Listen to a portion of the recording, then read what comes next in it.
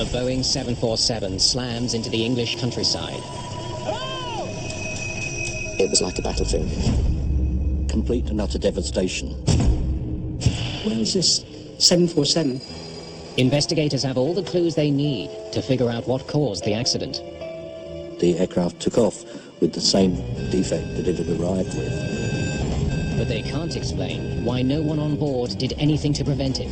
They seem to be ignoring the alarms completely. The first officer was about to die, and he didn't say anything.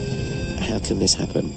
The answer lies not at the crash site, but thousands of kilometers away, buried in hundreds of years of history.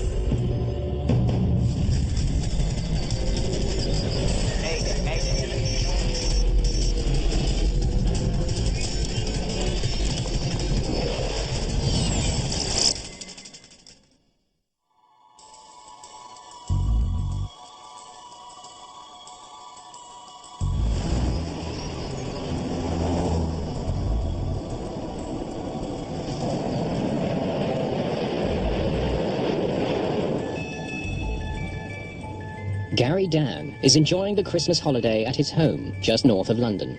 I told you I don't like them. It was a Christmassy family get-together. It was just exchanging presents. And that's when I heard the noise of the plane coming over. It got louder and louder. It was almost like the plane was going to take the chimneys off. It felt and heard the noise that close to the house. Living less than 2 kilometers from Stansted Airport, Dan is used to hearing jets, but not this close. I looked out the window, saw the plane coming over with fire coming out of the engines. As it came over, it sort of banked heavily left, and then just kept banking and banking. A Korean Air 747 slams into a forest in the village of Great Hallingbury. This was just a huge, huge explosion that you're watching it happen with a plume of fire coming towards you. I collected a torch. We ran downstairs saying, the plane's gone down, we've got to go and help. My brother and I ran outside and ran towards where it happened. We were racing towards where we could see the plume of smoke and fire, because there's still lots of aviation fuel popping around the area.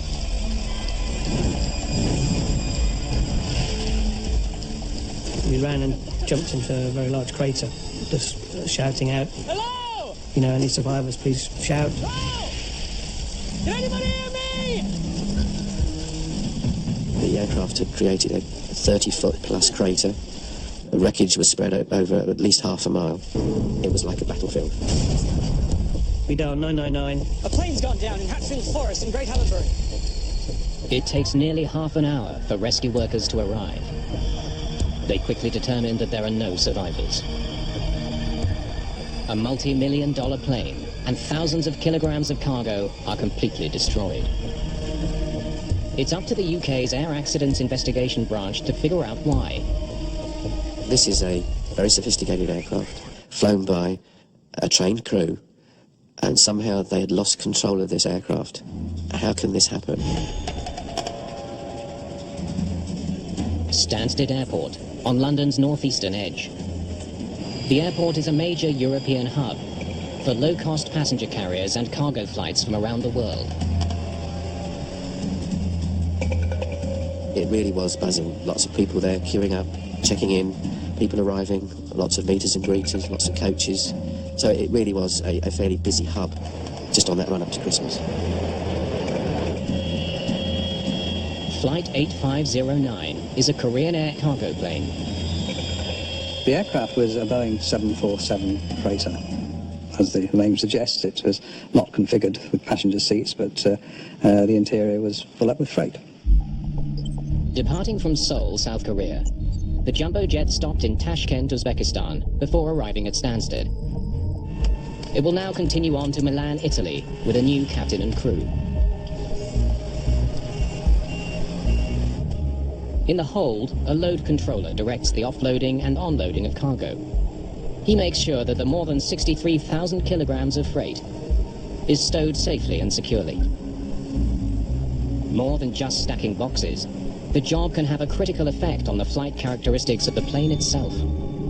Loading the aircraft has to be done in a manner that keeps the weight distribution within limits, so that you can't put all the heavy stuff in the back and all the light stuff in the front, for example, because it would tend to tip up and make control difficult, and that would be very dangerous.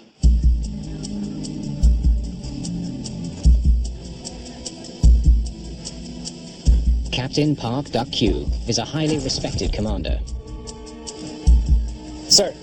And a former colonel in the Korean Air Force, with thousands of hours of flying time on the 747. Park Hun-Kyu is Flight 8509's flight engineer, responsible for monitoring the aircraft's mechanical systems. First Officer Yoon Ki-sik is new to the 747, with 195 hours flying time on the aircraft. On this night, there were the pre-crew and a Korean engineer. The engineer has overseen some minor maintenance work on the aircraft and will now accompany Flight 8509 back to Seoul. All right, gentlemen, if departure goes smoothly, we may just make our scheduled time. Let's proceed. Stansted clearance delivery, Korean Air 8509 requesting clearance to Milan. Korean Air 8509, we have no flight plan. Cannot clear you. Copy that. Stansted, stand by for flight plan. Every commercial airplane needs to file a flight plan before it can leave the ground. Contact our people and get them to refile the flight plan. Hurry up. Ground control. Korean Air 8509 must wait while the document detailing their planned route is filed. As far as the air traffic control system is concerned, it's just another aeroplane. It has to obey all the same operational rules and procedures as any other aircraft, passenger or freight. Korean Air 8509, cleared to Milan via Dover. 6 Romeo. Korean Air 8509 cleared the Dover 6 Romeo, squawk 2230. Now nearly an hour behind schedule, the crew gets clearance to taxi. It's 6:25 p.m. Korean Air 8509, line up on runway 23. Position and hold, runway 23. Korean Air 8509. Captain Park is well aware they have no hope of arriving in Milan on time. Korean 8509, clear takeoff, runway 23. Finally.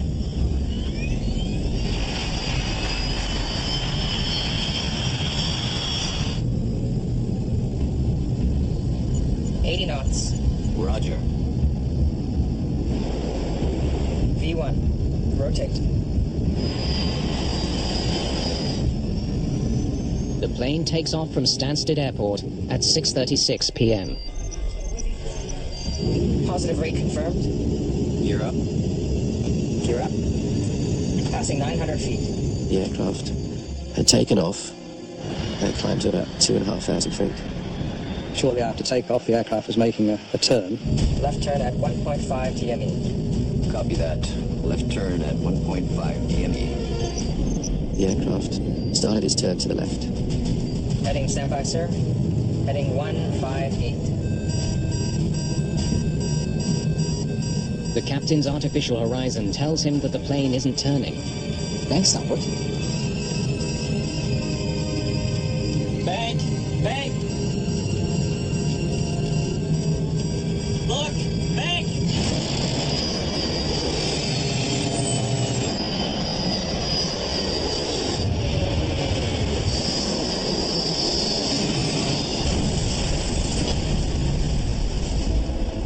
For some reason, Flight 8509 has gone from takeoff to total destruction in less than 60 seconds. Korean Air Flight 8509 lies in pieces, just a few kilometers from one of the busiest airports in the world. We had no wreckage, really, that was above knee height. But where was this 747?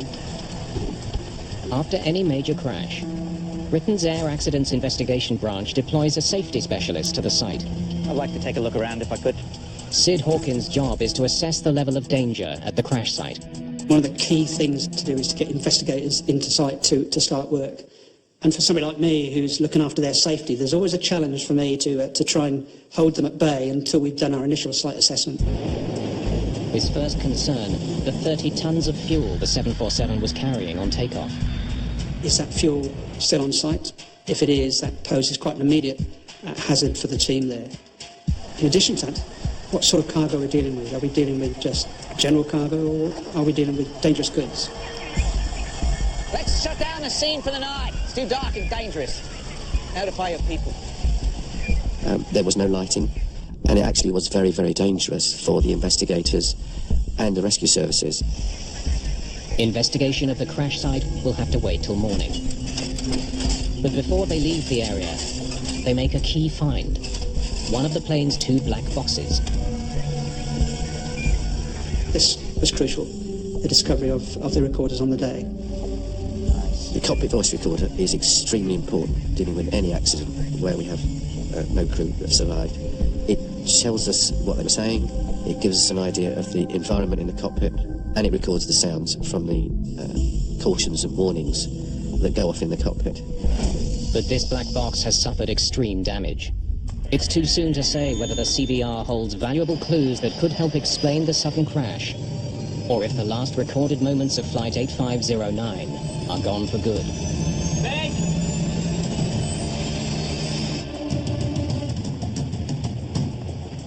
Meanwhile, the AAIB has begun work closer to the Stansted terminal on the airport runway.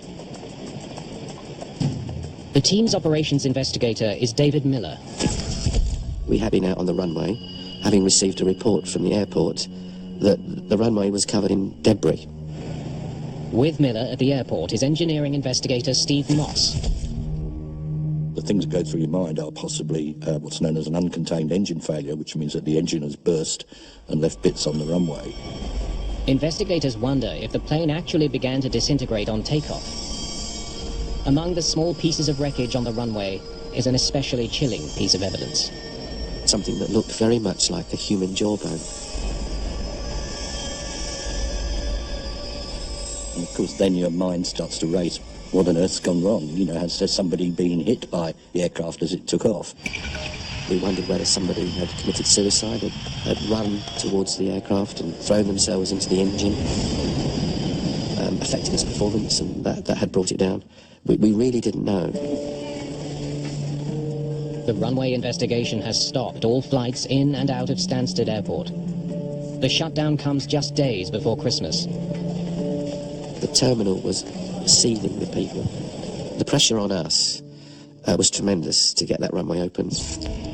Korean airline representatives arrived at Stansted Airport this morning. They're here to talk to accident investigators, both to try to assess what's known about the crash, as well as to answer questions.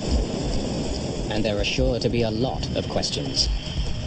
The destruction of Flight 8509 is the 5th major accident for Korean Air in the past 2.5 years. If the AAIB can figure out what happened near Stansted, they may be able to break this deadly pattern.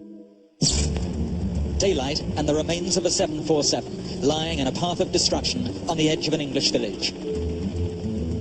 It was a very confusing debris field. It takes a while for one to absorb the scene and to try and make sense of it all. By daylight, they get their first good look at the point of impact. A massive crater surrounded on all sides by scattered debris. In fact, what we were seeing on the runway was debris from the explosion, which had blown debris high into the air and had been carried downwind and just happened to deposit on the runway. The far-flung wreckage also helped solve the mystery of what seemed to be a jawbone on the runway. Closer examination the following morning revealed that it actually was a bit of twisted plastic.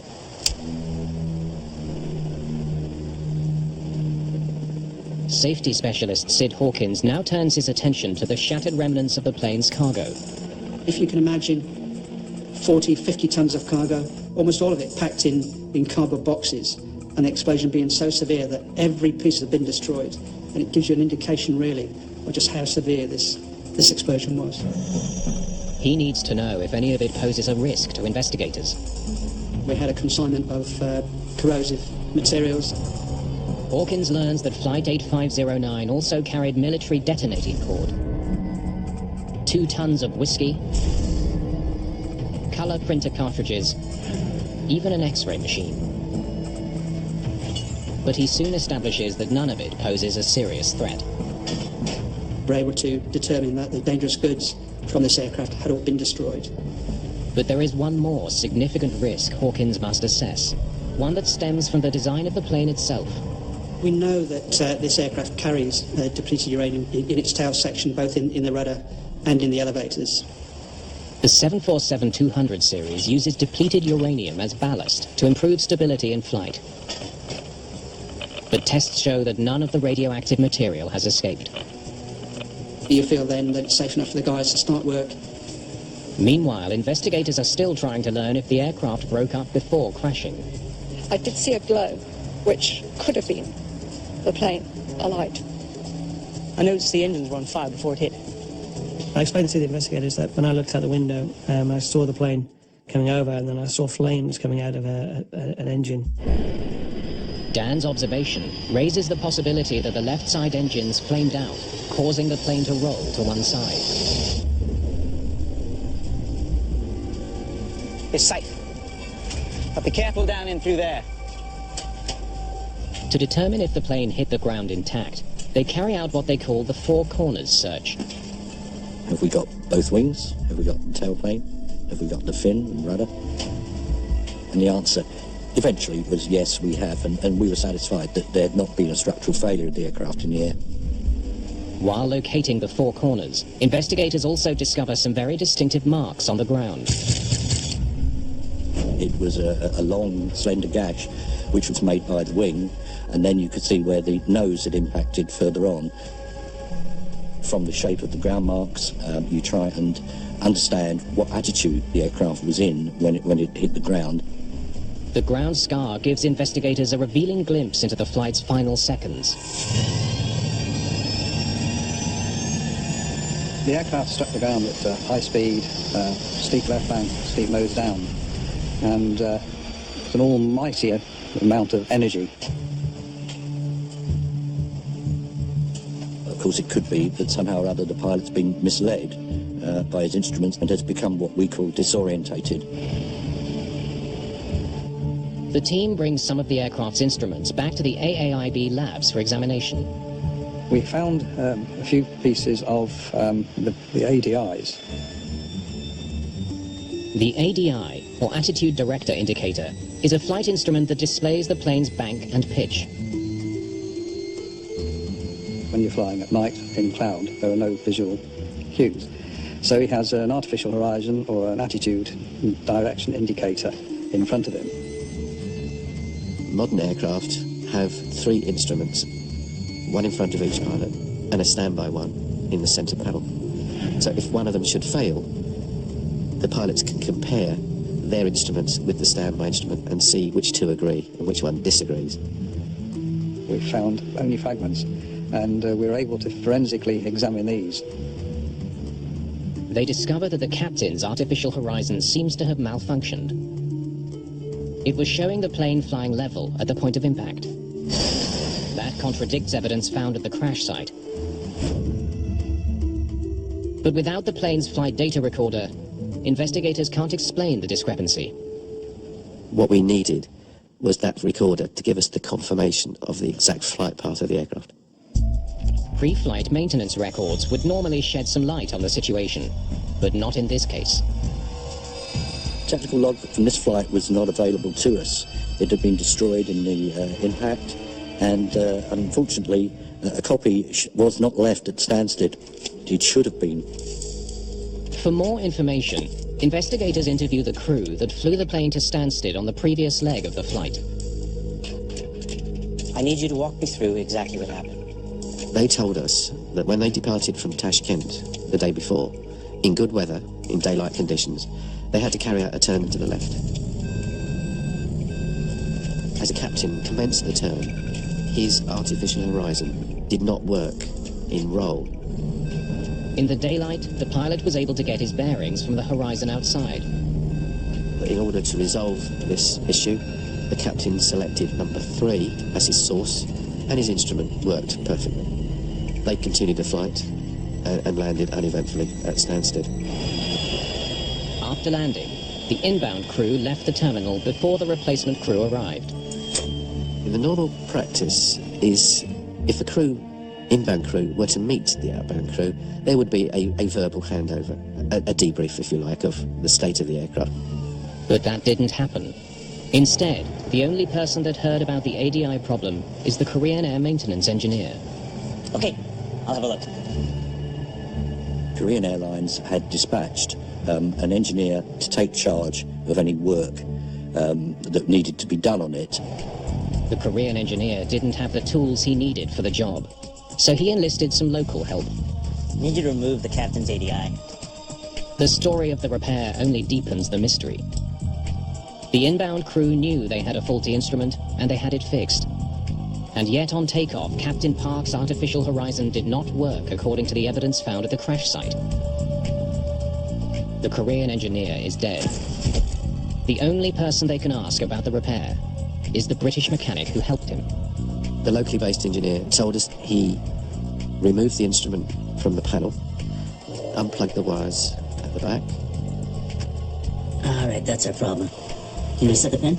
And found what he believed to be a problem with the connector pins at the back of the instrument. He replaced the connector in the right way, put the instrument back into the instrument panel, and then carried out a test. Looks good. As far as the engineer was concerned, the problem was solved. Had the maintenance actions actually fixed the defect? They hope the answer will be found on the flight data recorder. It has finally been recovered at the crash site.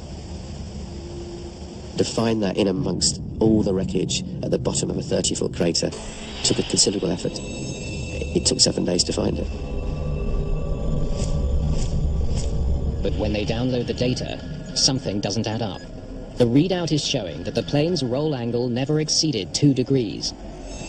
Clearly it had gone in at a much steeper roll angle than that, like 90 degrees.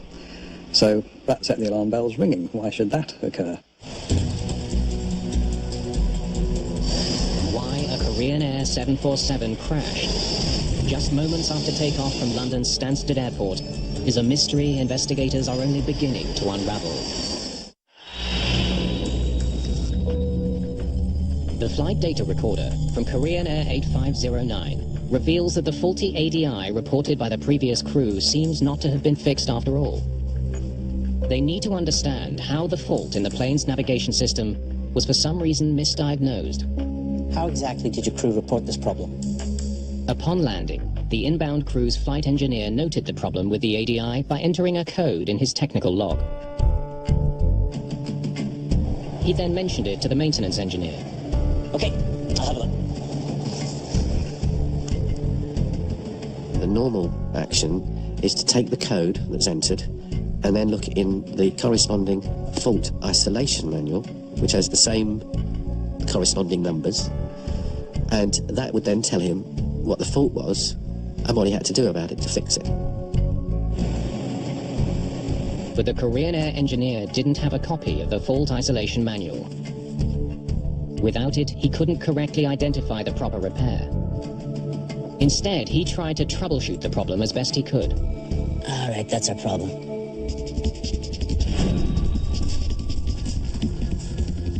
This is when we go into the detailed evaluation of the aircraft manual, the component manuals, right down to the wiring manuals. After an in-depth analysis of the plane's navigation system, they finally figure out what was wrong with the captain's artificial horizon. It was being fed corrupt information. The real problem lay deeper, with a device called an inertial navigation unit, or INU. Units deep inside the airplane send pitch and roll data to the captain and first officer's ADIs. Investigators conclude that one of the INUs short-circuited. It simply ended up in corrupting the roll information that was fed to both the flight data recorder and the captain's ADI. All the maintenance work done on Flight 8509 was misdirected. What they had repaired was never the problem at all. Really, they were barking up the wrong tree. Need you to remove the captain's ADI. If the fault isolation manual had been available, they might have deduced that the correct maintenance action was to replace the number 1 INU, not the captain's ADI. The rectification action was completely ineffective. The aircraft took off with the same defect that it had arrived with. An instrument failure is a rare occurrence. However, crews are trained to deal with it. Checking each of the 3 ADIs should have allowed the captain to identify the problem. The recorded flight data shows that both the first officer's ADI and the backup instrument displayed the plane's correct bank angle.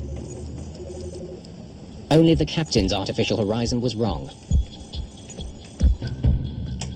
How the crew dealt with that defect in the seconds after takeoff could be the key to understanding why the flight ended in disaster. Investigators finally have new insight into those crucial last moments. Sir. AAIB technicians have salvaged the recording from the badly damaged CVR.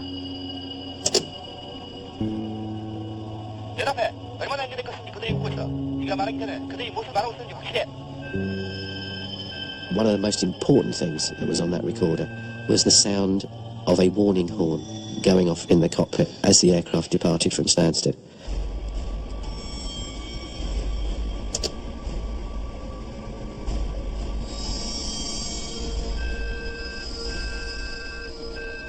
But even more significant than the sound of the alarm is what is not on the tape. They seem to be ignoring the alarms completely. There was no discussion about the fault with the artificial horizon. The alarm is telling the pilots one of their ADIs is malfunctioning. They should check the 3rd instrument to see which ADI is correct. But the pilots remain strangely silent.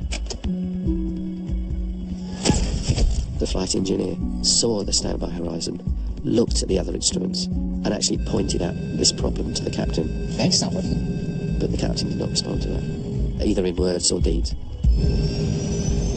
Investigators are also troubled by the fact that the first officer, who had a working ADI, did nothing to save the plane. Why didn't the first officer say anything?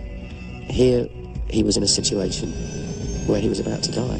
He knew that the instruments were at fault, the comparator buzzer was going off, and he said nothing. Bank! Bank! The co-pilot should have said to the captain, your ADI is not reading correctly. He should have forcefully said to the captain, mine's correct, I have control, let me take control.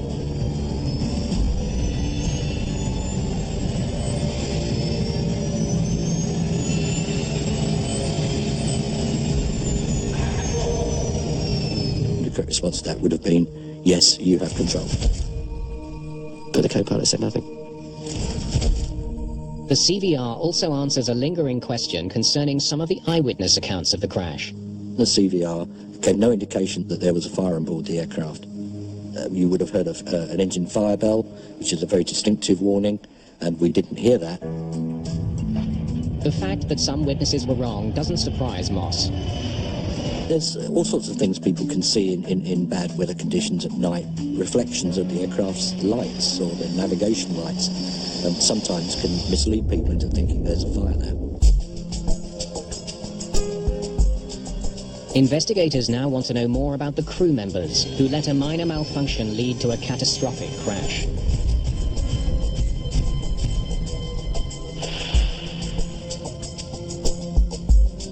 We listened to the words on the tape, but of course they were in Korean. We had the translation in front of us, but it was very difficult to determine the tone of what was said and how it was said. And we had someone who spoke Korean listening to this conversation, telling us the social interaction between the two crew. They can hear that prior to takeoff, the captain was becoming more and more agitated by the delays. Korean Air 8509, please explain your delay. Answer that. We're asking how long the delay will be. Make sure you understand what they're saying before you speak. Stansted clearance, standing by for new flight plan for Milan. The captain was very overbearing. He was very critical of the first officer. And the first officer was quite subservient in this conversation. He did all the listening, the captain did all the talking. So you'd say he's being condescending? Miller can't help but wonder what would have happened if the captain had listened to the engineer's warning. He wants to know if there was enough time to save the plane. Using a flight simulator and data from the flight recorder, They recreate the entire flight. The simulation reveals that impact with the ground was not inevitable.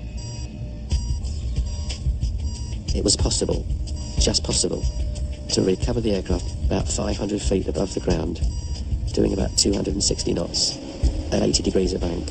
If you knew what was happening, you could have just recovered that aircraft, just skimming the ground in doing so. The results convince Miller and his team that they need to better understand how Korean Air trains its flight crews. It was obvious from this accident that the crew interaction played a big part in this accident, so we needed to go to Korea to see how the crew were trained. In Korea, Miller gets an opportunity to observe Korean Air flight training firsthand.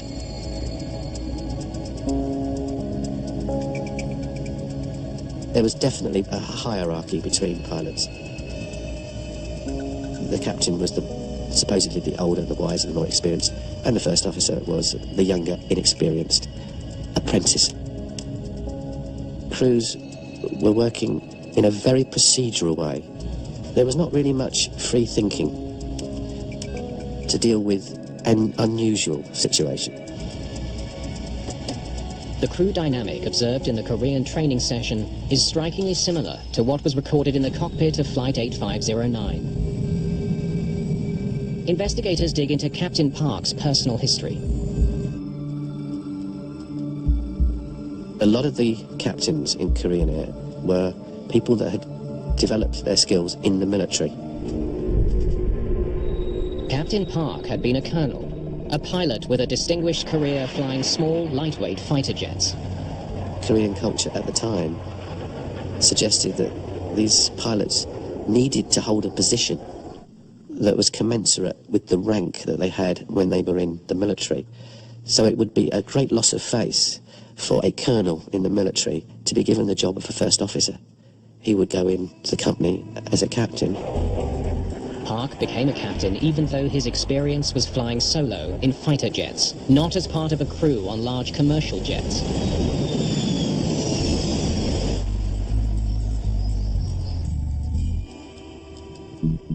By piecing together the puzzle of miscommunications, unexpected glitches, and crew dynamics, investigators believe they finally understand why Korean Air 8509 hit the ground less than 60 seconds after lifting off from the runway. This is inexcusable. If we hit one more delay. Korean 8509, clear takeoff runway 23. Clear for takeoff runway 23. Korean 8509, clear for takeoff. Finally. A series of delays put Flight 8509 behind schedule, testing the patience of the captain. The first officer remained quiet, trying to avoid conflict with a senior colleague. To operate any aircraft, you need the crew to be working as a team. You don't want an autocrat in one seat and somebody who's very subservient in the other. B1, rotate. Positive reconfirm. Gear up. Gear up. You have to have the crew talking to each other, feeling free to comment and criticise if necessary what the other's doing. The critical moment came as the captain turned his control column to the left. His artificial horizon didn't move. And that would have been very confusing. He would have wondered why. And in fact, what he did was put more bank on and more bank and continued to increase the turn rate. Bank! Bank! The flight engineer knew that the aircraft was starting to bank at an extreme angle. But Captain Park ignored all warnings. In fact, he had received a reprimand some months before because he had not correctly followed an instrument departure procedure. And we think that this was uppermost in his mind, that he had to follow the correct procedure to avoid getting another rap across the knuckles, I suppose. To make matters worse, he had no visual reference and likely couldn't feel the drastic bank. If the instrument is saying, no, you're straight and level, then that's what you believe, even though the aircraft is banked at quite a high angle. Crews are trained to trust their instruments and not their senses. Captain Park trusted his ADI in spite of overwhelming evidence that it was wrong. The first officer should have said to the captain, look at the warning buzzers going off. It's very difficult to understand his reactions or lack of reactions. But I think a lot of it is embedded within the culture I was at that time. Fearing dishonour more than death itself, the first officer did not dare criticise his captain, or even attempt to correct his actions. This crew were not operating as a crew, they were operating as one man with a couple of assistants. The aircraft just continued to roll, 30 degrees, 40, 50, 60, 70, 80, 90 degrees a bank. Investigators now suspect that the seeds of the deadly crash were sown hundreds of years before the 747 ever left the ground. Sir. For centuries, a rigid class structure based on social hierarchy defined Korean culture. Investigators have come to see how the Korean military, an honor-bound institution, has strongly influenced commercial aviation. It's now clear that strict adherence to cultural norms put the crew of Korean Air 8509 in danger from the moment they entered the cockpit. It's very difficult to overcome entrenched cultural values. The different stature of the two pilots was also reinforced by a disparity in military rank. And we believe that the cultural values within which these two people were raised was overwhelming in this instance.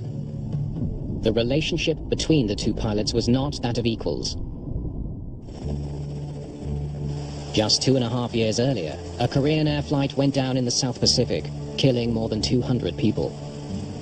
Korean Air had been going through quite a rough patch. One of their aircraft had been involved in an accident in Guam. Poor crew communication and long-standing rules of hierarchy had also contributed to the crash in Guam. Their reputation was not good. Then this accident had come along. The US military stops using Korean Air to ferry its personnel in the Pacific region. The airline comes under strict scrutiny around the world. With the crash of Flight 8509, Korean Air's reputation is in ruins. At a news conference, Korean airline officials made the startling admission that military pilots, many of whom were recruited by the airline, sometimes take unnecessary risks. Despite all the negative publicity for the struggling airline, investigators see a way to help Korean Air overcome its safety problems. I think all accidents have a lesson or lessons to be learned that will improve aviation safety. The AAIB recommends that all imported training materials be modified to better accommodate Korean culture. Korean Air's training programs are radically overhauled to improve pilot performance and foster a completely new culture within the cockpit. After the accident in 1999, Korean Air, I believe, entered into a significant program to improve its safety record. That company have introduced a much more rigorous process, and they really have invested very, very heavily in the flight safety aspects that came out of this accident. In this case, the issues of communication, the issues of how aircraft are maintained, and also the very important conclusions regarding cockpit resource management. The statistics show that the safety record of Korean Air since these events around 1999 is such that it is now regarded as a very safe airline. As a direct result of the crash of Flight 8509, Korean Air has been completely transformed. Since 1999, the airline has not had a single crash or fatality. It has become one of the most highly regarded airlines in the world.